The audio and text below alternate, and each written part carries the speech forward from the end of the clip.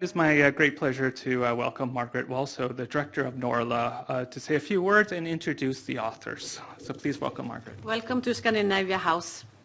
It's my great pleasure to welcome you to this literary event. Friluftsliv, or Lost in the Mountains, nature literature from Norway with Torbjørn Ekelund and Kalvø. Torbjørn Ekelund is a writer and a historian. His book, In Praise of Paths, published by Greystone Books, takes readers on a fascinating journey from the first human wandering across Europe, after the last ice age, up to present-day organized hiking trails. Today, he will join us on Zoom, where he will present his book for us. Welcome, Torbjørn Ekelund. Hi, everybody. My name is Torbjørn Ekelund, and I was supposed to be with you in New York now, but unfortunately, I'm in my home office in Oslo, Norway. But I'm very happy that I can speak to you still, and I'm going to talk about my books. I am a Norwegian nature writer, and I've written 2 books that are available in English, published on the Canadian publisher Greystone. This is the first one. It's called In Praise of Paths, and it's about walking. And the other one, I will pick it up here. It is called A Year in the Woods, and it is about 12 nights and days that I spent in a forest just outside Oslo.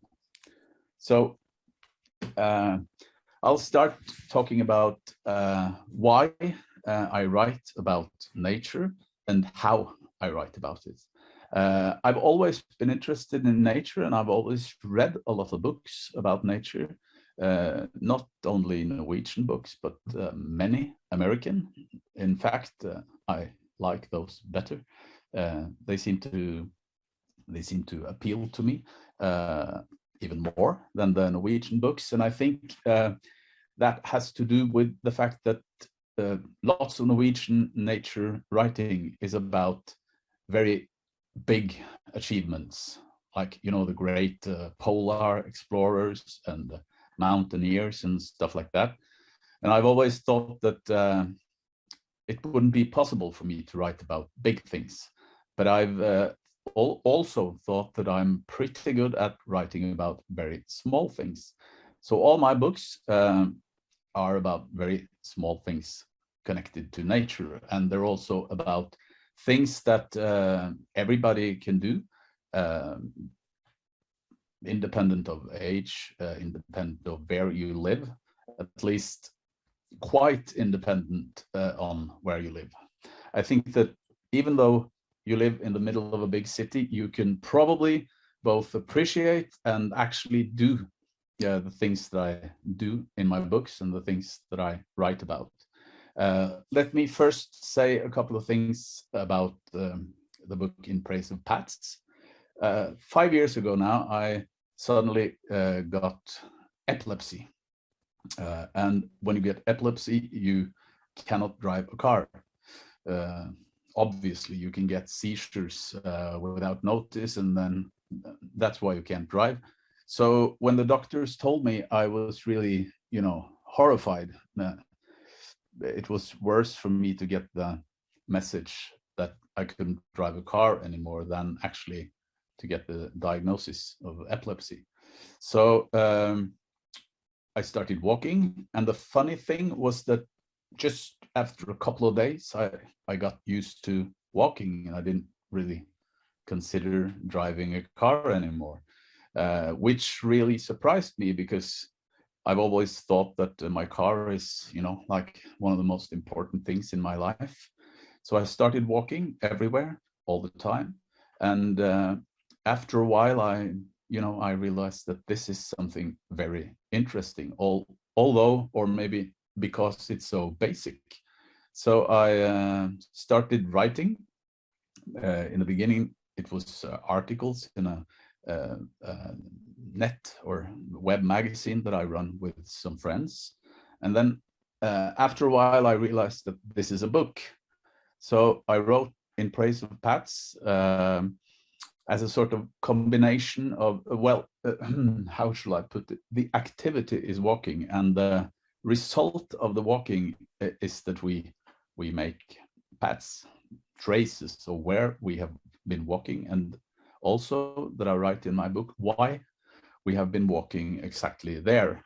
So I was trying to figure out how people always have been able to, to understand and read landscapes and then find the easiest way from one point to the other. Not which, and the easiest way is never a straight line. It's always, based on calculations and depending on how the landscape is. So In Praise of Paths is it's a book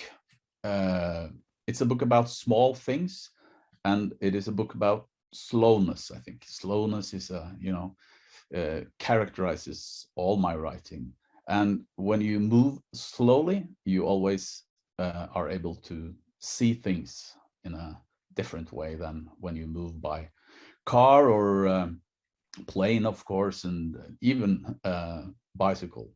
So In Praise of Paths is a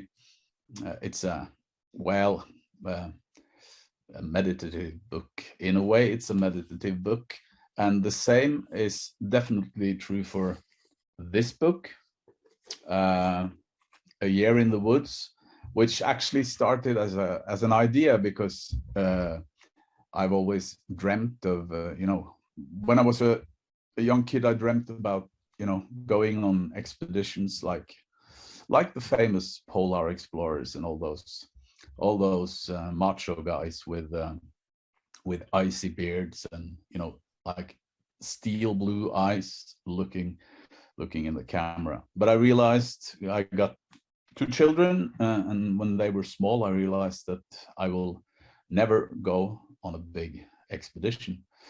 It's not possible. And after a while, I also realized that I don't really want to do it. But there is a possibility to go out on very small expeditions, and my thought was that they can actually feel just as radical. So what I did was that I spent one night each month in a wood close to where I live in Oslo. It's a big forest, but it takes me about 15 minutes to get there. So I went there in the morning, started in January. It was minus 22 degrees centigrade, I think, that first night. And I remember walking in there, and I had an old sleeping bag and a tent that really didn't work that good. And when I came in, and when the darkness came about 4 p.m. or something like that, and I was sitting there all by myself, I thought that this is at least for me, a radical thing to do, because I was all alone. I was sitting there, and I was, there were like no sounds, nothing, and the darkness came before most people went home from work. So it gave me a very strange experience, and a very, very nice experience in a way. It wasn't comfortable, of course. It was very, very uncomfortable. But when I came home the next morning, I was feeling very happy, and I also felt that my theory that this is something everybody can do anytime, and it will feel very different from the lives we live. It turned out that I was right. So I kept on going on these hikes once a month, February, March, April, and I wanted to, in peace and quiet, observe how nature changed. Try to observe the small details, how the snow slowly disappeared, how the light came back. Even in February, 4 weeks after my first night out, everything was completely different. And it kept going like this all the way to December, which is now where we are now. And December was definitely the most uncomfortable of all my hikes. It was complete darkness. It didn't snow, but it was rainy, and probably 1 2 degrees centigrade, very uncomfortable. But I was still very happy, and when I walked back from my 12th and last night out in the woods, I realized that my theory that you can have a unique experience even though you just travel very, very close to your own home seemed to be correct. So A Year in the Woods is a book about those 12 hikes in the woods. And after it was published in Norwegian, I have been contacted by many people that have been inspired by the book and actually have tried to do it themselves.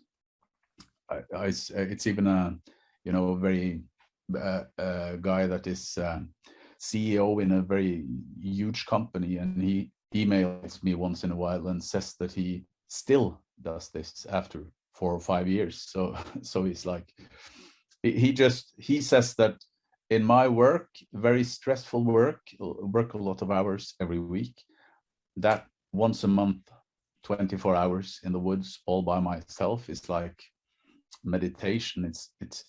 It completely changes the way I look at stress and all those kind of things. So that's what my books are about. They are books about how life in nature is fundamentally practical. It's always learning by doing. You don't have to read any books to manage it, because if you go out for one night, when you come back the next day, you will realize that you have learned an amazing amount of small things, so that when you go out the next night, you will be feeling almost like a professional. So that's my 2 books that are published and available in the US and Canada now. And I would also like to say a few words about writing about nature, because nature's everywhere all the time. The best I think the best example is the weather. Every morning people wake up all around the world, and the first thing that they think about is, what's the weather like today? Is it rainy, windy, sunny, cold, warm? So that's nature basically. Even though you live in the middle of a city, it dominates our lives, and that's what I wanted to write about. And I was trying to figure out what is nature. Is it the opposite of culture? Is it like we often seem to think, at least in Norway, and I guess in the US as well, is it a place where you can feel free and liberated and all those kind of things? Or is it just a very scary place where you are afraid of animals, afraid of falling, afraid of freezing to death? And I think I do not have a conclusion, but I think my basic thought after doing all these things is that nature in many ways is the opposite of culture. It's neither good nor bad. It works in a way that is independent of culture. It gets cold in the winter and warm in the summer. It gets dark, it gets light again. And all these things I'm trying to write about in a way that, like from a very ordinary guy's perspective. So I guess that's the way I do it, try to do it. And I really like it. I enjoy it. And I always try to start with very small things and try to make them bigger instead of doing the opposite. So like you climb the Mount Everest and you're standing on the top, and then you think, what in the world am I going to write about this? But if you sit alone in a small wood, it's much easier to write, or at least it's, for me, much more interesting. So I would like to show you some photos from a hike I did with a friend of mine just a couple of weeks ago, that hopefully will illustrate some of the things that I've been talking about. This is a wood quite close to where I live. It's my friend John carrying some wood. And I was talking about how life is fundamentally practical when you're in nature. And this hike is a very good example because it was very cold. It got dark at 4 o'clock and we came there in the morning. And you can ask yourself, if you're in the middle of a wood in the winter and it's cold like that, and it gets dark at 4 o'clock, what should you do? And the answer is basically, you should collect as much wood as possible, because you will need a fire in the evening. So let's look at the next photo. Yeah, that's fire. That's pine, I think. Yeah, it's pine. Burns very good and for a very long time. It's good to find as much as possible. Let's look at the next photo. So what we were trying to do, and this is my friend John, he's a bit, I had matches, much easier. It's possible to make a fire that way as well, but it takes a lot of time, and well, we're not that unmodern. But if we look at the next picture, John actually managed to do it. Let's look at the next again. Yeah, we have got the fire going probably at 3 p.m. or something like that, an hour before dark. You can see all the wood behind the fire. It seems like a lot of wood, but it turned out at 3 o'clock a.m. that it was not nearly enough to manage through the whole night. So yeah, let's move on to the next. So this is the way we wanted to do it. You're going to sleep under a tarp. It's not a tent. It's just, one piece fabric that covers your head, but not more than that. And down in the left corner, we have the fire, so that the heat reflects into the tarp, and then a lot of branches covering the snow, so they make very good isolation. John is well optimistic and happy in this particular moment of the hike. Let's move on to see what happens. Yeah, and then the sleeping bags and packs and some some fur sheep probably. So I talked about life in nature being fundamentally practical, and here you can see how well it is. You have to use all your time thinking about the absolute basics, which in this case is securing that you don't freeze to death, because that's another thing. You don't have to go to the North Pole to freeze to death. You can easily do it, well, pretty close to your own home, and then it gives you, in a way, the same experience, I guess, as Roald Amundsen, the Norwegian guy who was the first one on the South Pole, had. He would probably not agree, but he's been dead for a decade, so I dare saying that. Let's move on to the next one. Yeah, some vegetable soup before it got dark, and then I think the darkness comes. Let's see. Yeah, same bowl, always the same bowl. Vegetable soup first, and then coffee probably.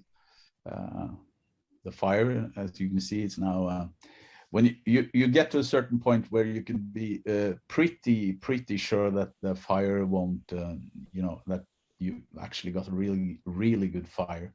And as you can see in the background, we have reached that point. It will never stop burning unless you forget to put on more wood. Let's check out the next one. Cold feet. You can't, it's impossible to avoid being cold. It's impossible, but it helps putting them very, very close to the fire, but not too close. I've experienced many times that my socks have well, you know, burnt at least a little bit. Let's go to the next one. Yeah, here's John in very late in the evening. Headlamp also essential if you're going to manage during a night like this. Let's see the next and probably last one. Yeah, there's John looking like a guy from the 17th century. Late in the evening, and after that, I think we went to bed and tried to sleep. And you always sleep really, really good. At least I do when I have these hikes. But I wake up all the time. I wake up, and you can't when you're spending a night out in these temperatures. You have to wake at least 3-4 times to put more wood on the fire. So was that probably the last photo? The day after. This is also something that always happens. You try to avoid cutting yourself in the fingers with your knife, but it always happens. And you know, in retrospect, it makes you feel a bit cool. So it's okay as long as you don't cut them off entirely. Yeah. Well, I think that's what I wanted to say. And I'm really happy that you wanted to listen. And well, A Year in the Woods and In Praise of Pats, they are available in the US. And next year, another book of mine will be published in English and in Canada and the US, and it's called The Boy and the Mountain. And as I've been trying to tell you, it's pretty similar to the two other boys' books, at least my perspective. It's about small things and you know, the slowness of nature and how it makes you see things that you otherwise wouldn't see at all. That's my basic way of working. So, well, thank you very much for letting me speak, and have a nice evening. Yeah, goodbye from Oslo. Thank you, Torbjørn. So now to something completely different, because next one out is the city dweller and stand-up comedian Are Kalvø. And Are Kalvø is one of Norway's leading comedians and satire makers. He's been doing stand-up for over 20 years. He's also made musicals, an opera, and 11 books about different topics as religion, politics, football, and tourism, and the meaning of life. This has given him a large audience, lots of praise, many prizes, and a bit of scolding too. He often writes about things he doesn't know that well. This is the first time he writes about something he doesn't understand.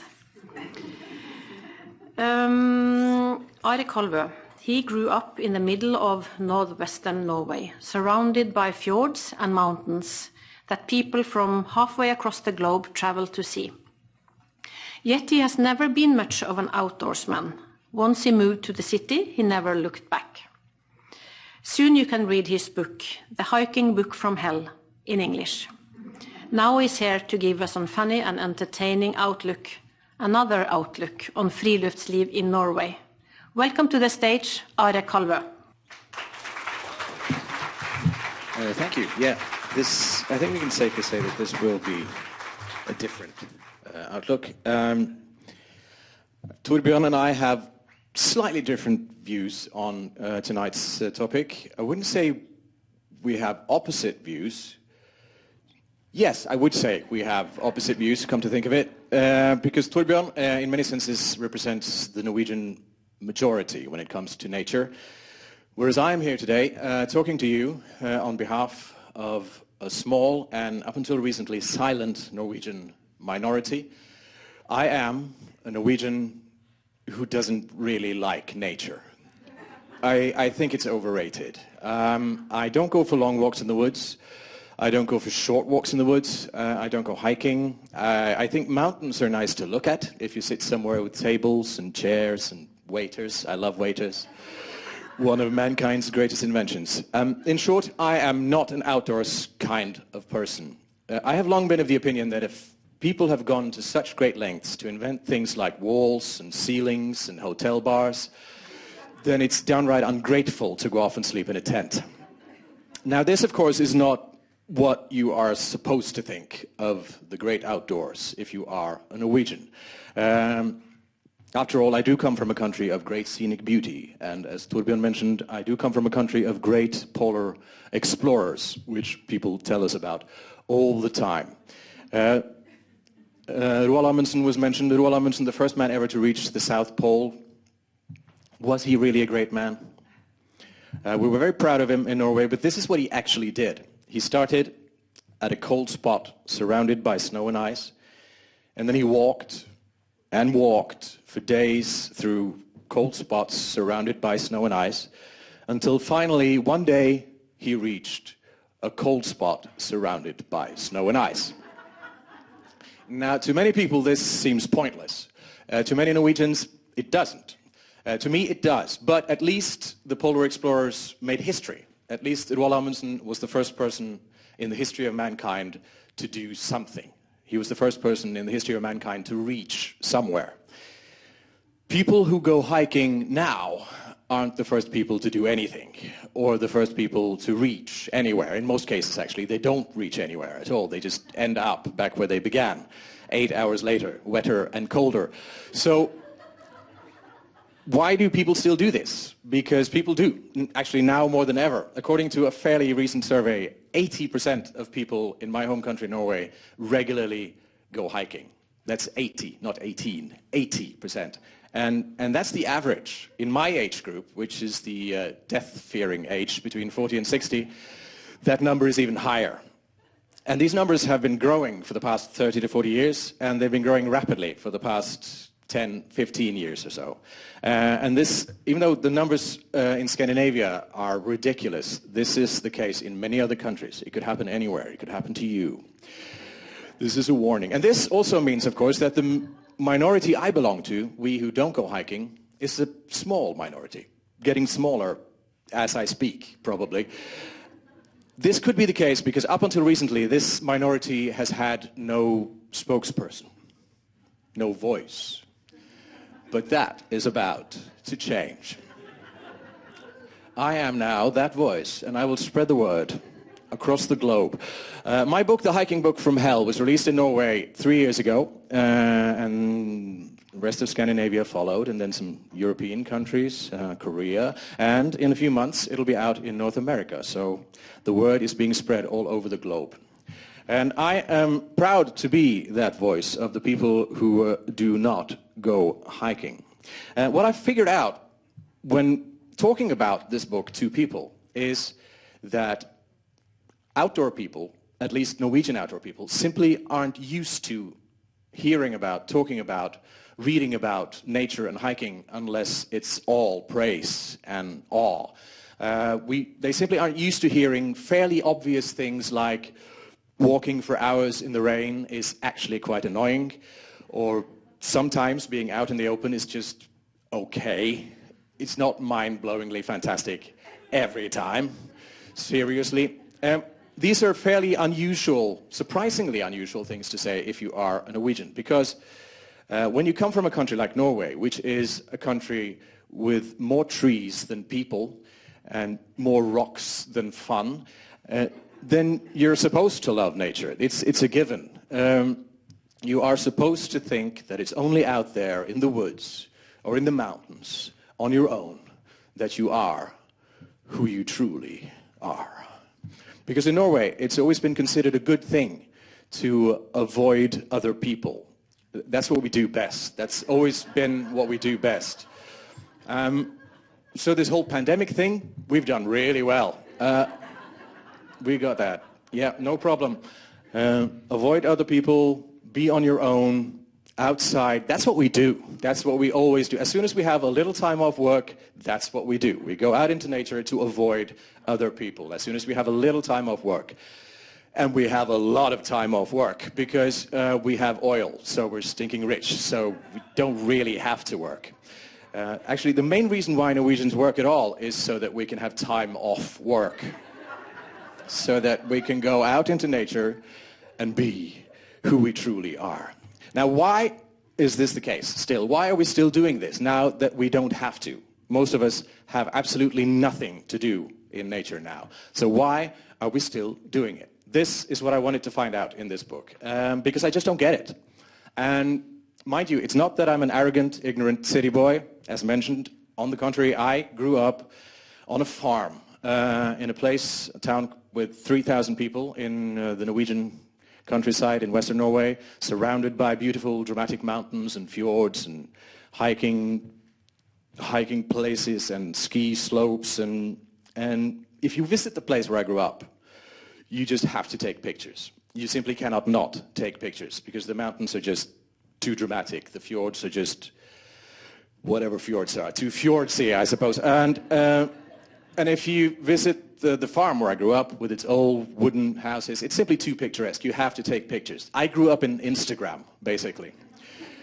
And growing up, I hiked because you did, unless you had a really, really good excuse, which I didn't. And if you didn't hike, people just assumed you were on heroin. So you might as well hike. And so I hiked, and also, growing up, I was an active cross-country skier. I was actually quite good. I usually came in second in my age group, which also means I came in second to last in my age group, but that only goes to prove that the place I'm from, not a very big place. So it's not that I'm an arrogant, ignorant city boy who's just unfamiliar with nature. That's not it at all. And it's not that I don't like walking either. I love walking. Walking is one of my favorite things. But I don't walk like you're supposed to. I like walking around in town centers without any particular plan, without needing to be anywhere. Not many people did that in my hometown when I was growing up, just walking around the town center. Not a thing you did. Getting into a car, driving to the foot of a mountain, walking up to the top of that mountain, down again, getting back into the car, and driving back home, that was considered perfectly normal behavior. Walking around the town center, that was considered seriously weird. This is how I grew up, so I should be an outdoors person, but I'm not. So what happened? Well, I moved to the city. That's what happened, as did most of my friends. We moved to the city. We enjoyed the city. We liked our life in the city. I still do, and I basically never looked back. This has never been a problem until recently, because apparently to most people this doesn't last. It changes when you're done studying, or whatever your excuse for moving to the city was in the first place. When you settle down, have a family, have a career, then something happens to most people. Your values and your priorities change, and you suddenly realize that you actually love nature. This has happened to almost everyone I know, but not me. I have lost so many good people, smart people, people who used to be fun, people who used to come to the pub with me and joke and laugh and enjoy the company of others. What are they doing now with their lives? They get up early, they take pictures of ski trail, post them on Facebook and Instagram, and write, "Lovely day in the woods." These are people I once considered good friends and witty. Lovely day in the woods. That's the best they can do now. This is something that happens to a lot of people at a certain age. You start to lose your sense of humor, and your hair, if you're a man. They start to go at the same time, I've noticed. I'm actually starting to worry that there might be a correlation between sense of humor and hair. Really worries me, actually. Okay, you start to lose your sense of humor and your hair, You start working out, obviously, in the hope of looking as good as possible without hair and humor. Now, I know that some people say that that's not why I work out. It's not about looking good. That's not what it's about at all. I work out because working out makes me feel at peace with myself. Yeah, all right. But let's agree on this, shall we? If working out didn't have any consequences, health-wise or physique-wise, we wouldn't do it, would we? A doctor has never told a patient, you have 1 month left to live, only for the patient to reply, then I'll start working out. That's what I'll do for the last 4 weeks of my life. I will spend my last 4 weeks on Earth wearing lycra in an overlit gym together with other people wearing lycra who I don't know and who smell of sweat. And there we'll stare straight ahead and listen to music we don't like being played way too loud while cycling on bikes that don't go anywhere. All right, you start to lose your sense of humor, you start to lose your hair, you start working out. All this happens when you reach the age when bouncers have stopped asking you for ID and have started asking you whether you're entirely sure that this is the place for you. A lot of changes occur at this age. You don't necessarily stop going out when you reach this age, but you start going out to places where there's not so much noise or bouncers or people. Because when you reach this age, you want to meet your friends to talk about unbelievably boring stuff. That also happens at this age. Men this age, which is my age, let's be honest, men my age are sometimes a bit evasive when answering questions from our loved ones about what really happened on that last trip with the lads. That's not because something outrageous happened or because we can't remember what happened. No, it's because we'd rather not admit that we've been sitting in a pub in London for 3 days talking about pension plans. Or even worse, about working out or about hiking. Because it's not just that everybody my age are suddenly out and about in nature.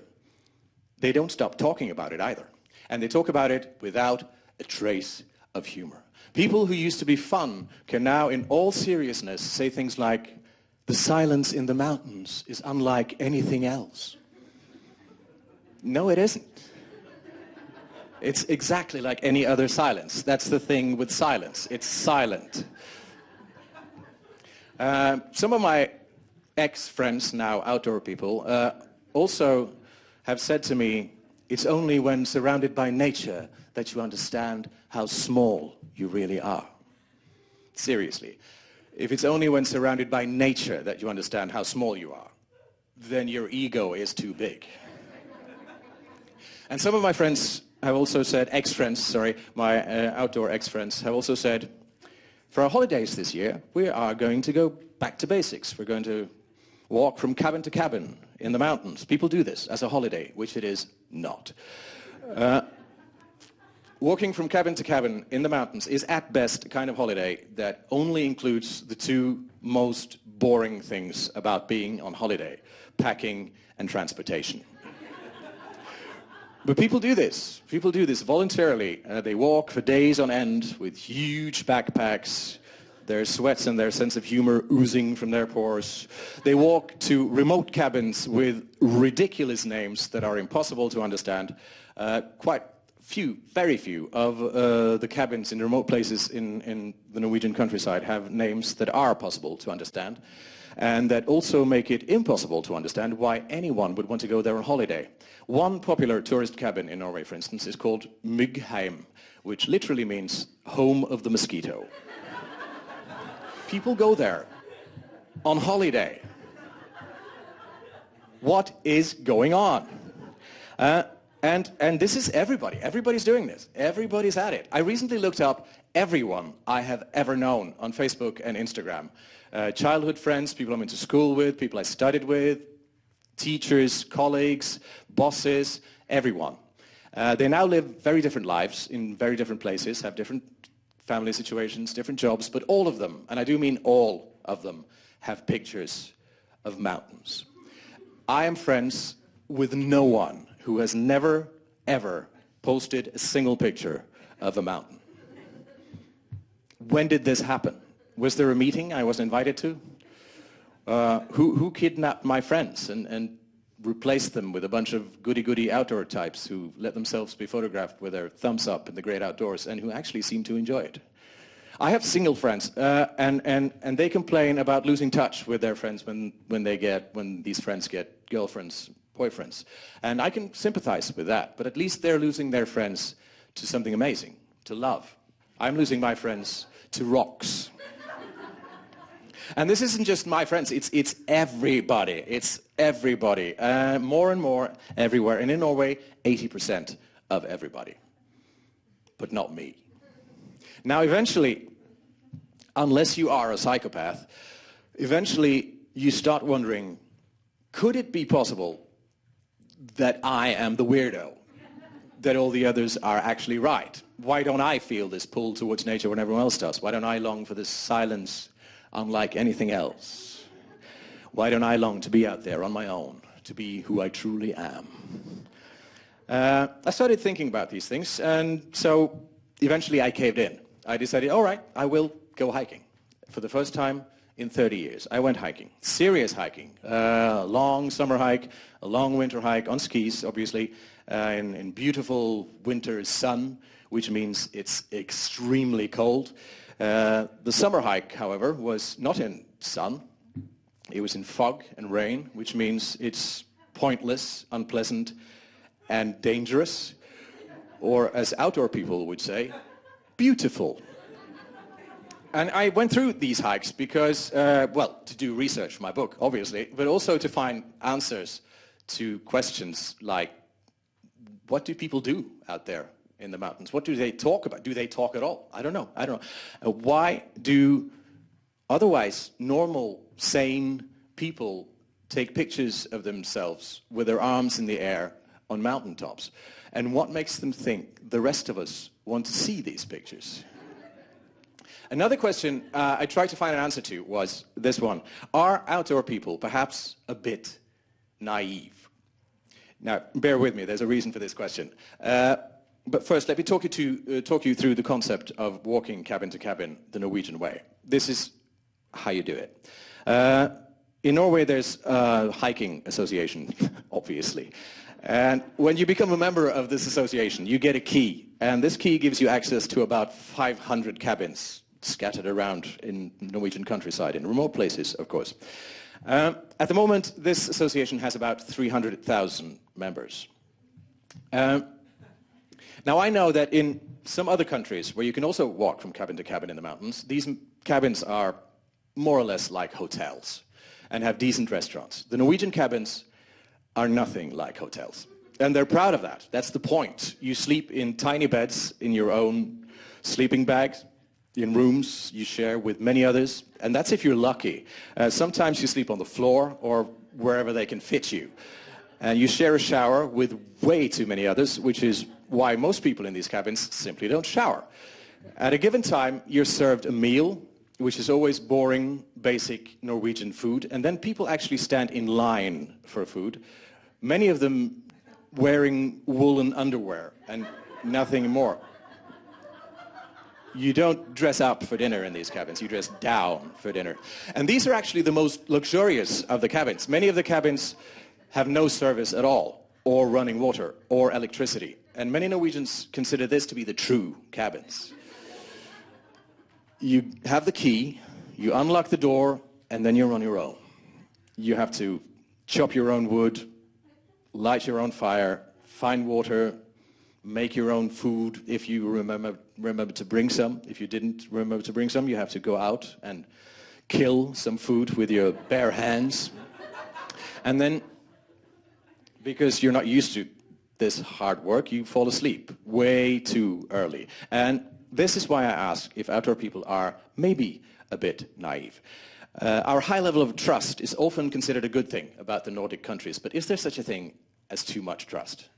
Is it really a good idea to go to sleep in a remote place where no one can hear your cries for help, in a cabin to which 300,000 people have the key? I'm just asking. And another, of course, maybe the main question that I try to find an answer to is it true that the reason we are out and about in nature now, even though we don't have to, is the reason, really, that it's only out there that we are who we truly are? Now, to this question, I actually did find an answer. My research paid off. I think it's the other way around. I think we are out in nature because it's only out there that we are who we truly are not. But out there in nature, we can pretend to be something that we have never been, but we think our forefathers were.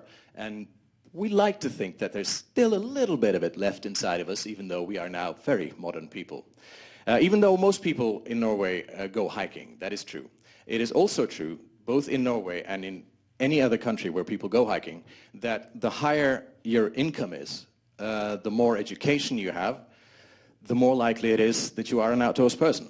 So, in other words, educated, well-paid people in some of the wealthiest countries in the world spend ridiculous amounts of money on hiking equipment so that they can walk for hours until they reach a cabin where they can pretend to be poor. Standing in line for food in their underwear, chopping their own wood, lighting their own fire, living like they don't have to live, being who they truly are not. But pretending. Pretending is a major part of outdoor life. Pretending, the two main things, I think, about outdoor life is pretending and lying. Great deal of lying involved in outdoor life. Just if you talk to outdoor people, they lie all the time. If an outdoor person says to you, it's not far, that means it's far. If an outdoor person says to you, no, it's not that steep, it is steep. If an outdoor person says to you, yeah, I've been up there, wasn't much of a challenge, that means, don't go up there, you nuts, you will die. So pretending and lying, that is the point of outdoor life. And that is why we still seek out the outdoors, even now, even though we don't have to do it anymore. Because we like to think that even though we are now very modern people, living modern lives, working in offices, living in homes with heated floors, we are still at heart women and men of the wild. This is why I think we go out into nature. Or it could be that we're just losing our hair and our sense of humor, and we're really, really afraid of dying. That could be it, but it can't be that simple, can it? Thank you. Thank you, Are Kalvø. It was great fun listening to you. Thank you so much. And also thank you for coming. And I would like to thank the Consulate General and Scandinavia House with Kyle Rennert for co-hosting this event with us. So we hope you will enjoy a glass of wine with us outside, and where we also can ask more questions about nature to the author, Are. So have a nice evening. Thank you so much.